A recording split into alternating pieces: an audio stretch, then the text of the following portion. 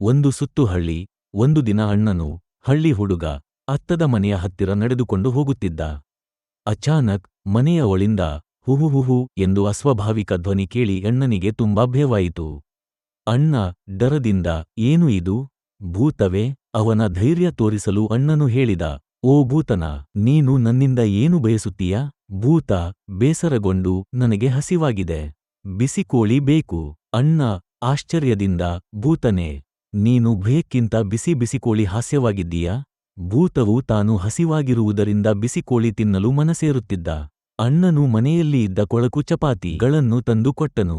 ಭೂತ ಹುಚ್ಚು ಹಾಸ್ಯದಿಂದ, ಅಯ್ಯೋ, ಇದು ರುಚಿಯಾದ ಚಪಾತಿ. ನಾನು ಇನ್ನೂ ಭಯಪಡುವುದಿಲ್ಲ, ಆದರೆ ನಿನ್ನ ಹತ್ತಿರ ನೆಲದ ಮೇಲೆ ಹಾಸ್ಯ ನೃತ್ಯ ಮಾಡಬೇಕಾಗಿದೆ. ಅದರಿಂದ ಅಣ್ಣನು ಮತ್ತು ಭೂತ ಇಬ್ಬರೂ ನೃತ್ಯ ಮಾಡಿ ಹಾಸ್ಯವನ್ನು ಹೊಂದಿದರು.